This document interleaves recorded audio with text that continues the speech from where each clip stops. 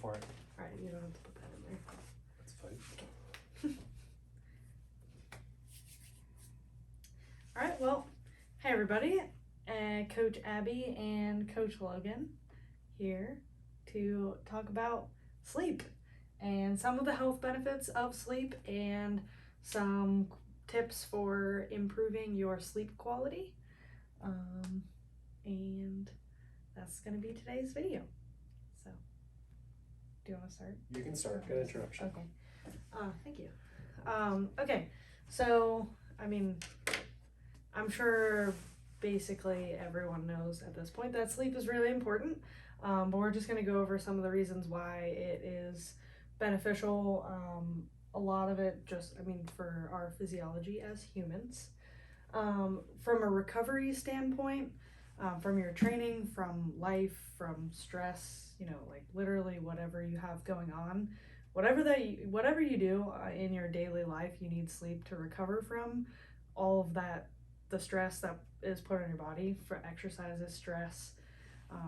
Whether you perceive something as stressful or not, your internal biology might have had a stress response to certain things in your life on a day-to-day basis that basically sleep helps your body recover and your mind, which we'll talk about a little bit more in depth from there. But just overall recovery from living. Mm-hmm. And then in addition to that, if you train really hard, you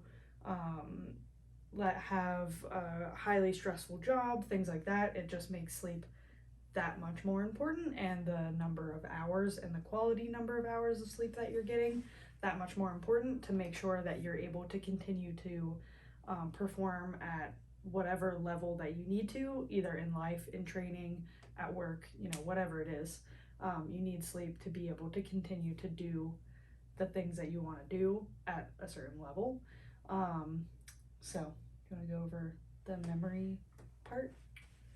Or any other things on recovery? There's so many things. It's basically an endless list. Yeah. It's the best sports supplement you can take is sleep. Yeah. So if you want to improve on anything, make sure you're sleeping enough, which is 7 to 8 to 9 hours, depending. Higher stress, the more sleep. Lower stress, less sleep, but minimum 7 would be recommended for most. So for memory consolidation, it helps with not forgetting things. It's a joke. So being able to remember, being able to consolidate memory, being able to recall things is very important on quality sleep. REM sleep is when memory consolidation happens. I think so, yeah. Dreaming sleep. Regardless, good quality sleep promotes good memory. Hormonal regulation. So that can be for hunger, that's ghrelin and leptin. For insulin sensitivity, that's insulin. So being able to get good quality sleep allows you to be more insulin sensitive, which means you're able to actually shuttle glucose to where it needs to be, and it doesn't sit in your blood, and then potentially not dysregulating many other processes. Hormone regulation, leptin and ghrelin, those are your hunger hormones. Ghrelin makes you hungry, leptin tells you you're not hungry. Those will get confused, convoluted. Maybe you'll have a lot more ghrelin going even though you've been eating a lot, but because you're only sleeping 6 hours all week, that's very dysregulated, so you're eating more, being hungrier. You haven't recovered. You haven't recovered. Mental processes and wellness. So a lot of new research showing that dreams are helpful for processing any type of mental stress. So being able to go through it, run through the processes more and more. So if you do dream, it could be something that you're doing, but you also need to get quality sleep to be able to dream. And then just overall being able to limit depression. Those who sleep less are more likely to become depressed. Those who sleep less are just more likely to not be able to recover. So rest so you can do your best. Yeah. You guys will never see that one. Never see the light of day. Yes. Light of day. Speaking of the light of day. Trying to think if there's anything else. It all comes down to recovery, basically. Yeah. If you guys are very interested, Andrew Huberman has his first ever podcast. We'll link it below. We'll link it. I'll link it below. Yeah. It has a great breakdown on all this stuff. This is just more of like the cliff notes of that stuff, but Yeah. is a Neuroscientist, and ophthalmologist at Stanford at University. Stanford University. Yeah, Andrew Huberman. Yeah, he breaks it down in such a great way. It's really digestible, practical. He does a great job. So if you're nerdy and you want to learn about it more in depth, we'll link that below. Sleep quality. Okay. So I guess maybe we should go over a couple ways to identify if you're having quality sleep or not. Yes. First, and then we can go into tips to improving sleep quality, but also being able to identify whether you're sleeping well or not is super important. So. Okay. So the minimum of 7 hours post sleep. So many considerations for that. If you wake up groggy and tired, there's a couple things to consider. One, if you sleep with someone, if you have a partner, if you have an animal or a dog or pet, they might be waking you up at night, which is fine. As long as you're able to go like right back to sleep, then you're doing pretty good with that stuff. If you wake up and you're groggy and tired and you're getting 8 hours of sleep, the body operates in ultradian rhythms as well as circadian rhythms. Ultradian rhythms are 90 minutes, which also happens to be your sleep cycle. So your sleep cycle from sleep to coming out to REM to deep sleep to back up to light sleep takes about 90 minutes. You should be able to get, if you're at 7.5 hours of sleep, about 5 of those per night. If 9.5. So if you're waking up at 8.5 hours, or you're waking up somewhere around 6.5 hours, you might be in deep sleep, which will not allow you to be the most awake and alive. Especially that's when you wake up in like the middle of if your body's in sleep paralysis and you have like the neurochemicals that make you not move when you're awake. So if you're like, oh, my body's so tired, it might be shaking off the effects of that stuff as well. That is the worst. You'll know if you have that. Sleep paralysis is it different. Is the worst feeling. So being able to assess, figure out if you are actually waking up feeling good in the morning, if your mood is different, if your hunger is different, you can start to figure out if you actually are getting good quality sleep. Even if you are getting the 7.5 to 9, I would try to figure out if you can somehow sleep in 90-minute increments, see if that improves it. Yep. Yeah, just waking up, and if you feel like your body, mind, belly, everything are actually ready to wake up or not. That's a good indicator. If you're extra agitated, it's a pretty good sign. If you're extra sad, if you go through more extremes, we always start with sleep. Figure out if the sleep's been an issue. Yep. Yes. Try not to pee when in the middle of the night. In the toilet, but try to limit your water intake towards the end of the evening. This will probably go into sleep quality tips. So that's just one of the things you'll be able to determine. If you're waking up to have to go pee, you're probably not getting the best quality of sleep. So try to limit it to 1. If it's 2, you definitely need to figure something out. If you're not drinking a lot of water or beverages or whatever before bed, then you can consult your physician. So sleep quality tips. Okay, so we're gonna run through the day. Just a couple of different things that you can do throughout the day that help kind of set your clock to wake up and go to sleep at the same time. And that is the main goal of having good sleep quality, is waking up, going to bed at relatively the same time every day. So yes, our rhythm. Humans are super rhythmic and routine, so leaning into that a little bit more is always good. Yes. So first thing in the morning is light. Ideally from the sunshine, if you can get outside or be near sunshine or the sunrise, that's the best. But of course in the wintertime here, that's not possible. So more northern depending latitudes. on when you're waking up. I guess here in Pittsburgh, but so whenever you wake up, turn all the lights on, turn the blue light on your phone, turn your brightness up as high as you can. There are certain light panels that you can get on Amazon. I can't remember the 10 actual name of them. I don't but happy lights, but you need like yeah. 10,000 lux. Yeah. So look for something that gives you 10,000 lux. That's just the unit of brightness. That's the minimum requirement. And you can just turn that on. And stare directly at it the entire. Don't look directly at it. Same with the sun. Don't look directly at the sun. Yeah. Sleep tips. You also need to not do this through sunglasses and then not through this a window. has to be eyeballs on the light. Yeah.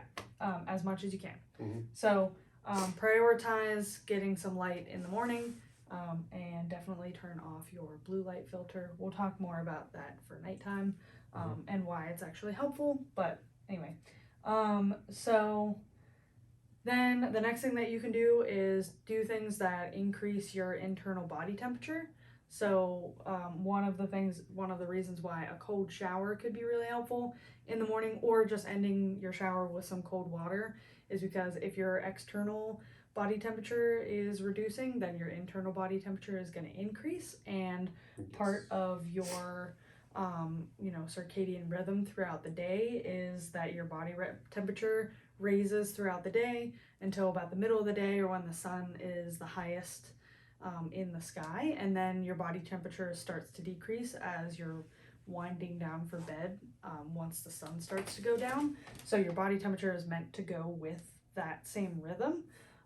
So in the morning, if you're a morning person or if you're someone that works out in the morning, that's great. That's a good way to raise your body temperature and set your clock for waking up. You could do cold shower, take a little walk, really anything that's just gonna lightly eat some food. That also helps raise your body temperature, because then you have to work to digest the food, so your body warms up. Mm-hmm. And then trying to think, are there any other I think that's probably enough tips for morning body temperature. Mm-hmm. And then in addition to that, for some people this is really helpful, some people it doesn't really make that big of a difference. For me personally, it makes a huge difference if I delay my caffeine for about 90 minutes to 2 hours after I wake up. If I wake up for 4:30 to be at the gym by 5:30, I'm trying not to drink my coffee till 6 or 6:30 or somewhere in between there, just to make sure that I'm not. So if you drink your coffee too early, for some people, it can basically delay the sleep cycle. So it'll make your body want to wake up later the next day. So just something to try. It's not necessarily something that's affects everybody in the same way. So it's definitely something to consider if you feel like you have a hard time waking up in the morning and the first thing you do is grab coffee. Just try to wait a little bit longer, drink a cup of water, and give your body some time to naturally wake up, and allow the body temperature to rise, and then try your caffeine and see if you notice any difference. Over a couple weeks, it's not going to be a one-day thing. And then on the back half of that, try to limit caffeine in the evening. So kind of after that point during the day when the sun is starting to go back down, or after it's reached its peak, is a good, that's something that's personal too. Mm-hmm. Everyone has a different processing speed for caffeine, so it is definitely individual, but just trying to find when the right stopping point is, because that can also push your sleep cycle back at night. So when you're trying to fall asleep at 9:30 p.m. and you've had coffee at 5:30 and you're still processing the caffeine at 9:30, and now you can't get to bed till 10:30, and then you're trying to wake up at the same time the next day, but your body's like, no, we can wake up later. Mm-hmm. So do you want to do the evening or add anything to that I missed? No. So if you're exposing yourself to that morning blue light, you want to make sure that you start to limit that blue light. Mm-hmm. So you go outside, you have a nice little walk, you're around the sunset for about a half hour, you see all those red and pretty orange colors, which are helpful for your brain to tell you, okay, it's about time to wind down. Mm-hmm. Let's shut everything down, cortisol, go away, serotonin, let's go. And then you're able to push yourself into that smooth wind down. So things you want to do, start limiting that blue light on your phone. If you are watching TV, blue blockers are very beneficial for getting off that light at night. On that same note, try not to have a TV in your bedroom. Your bedroom should be for sleeping and whatever else you do in your bedroom, but mostly for sleeping. The cave. The cave. So you want to make it as dark, as quiet, as cool as possible. Then as you wind down and you're going to take a bath for the evening or a shower for the evening, that's where that can be warm or even a little bit hot. You want your core temperature to be dropping. So if you're warmer on the outside, your body's gonna be able to be cool on the inside. And then you can go still playing with the body temperature. You'll be able to drop down and be able to get into an actual good sleep. And then that's where the cooler temperature kind of helps as well.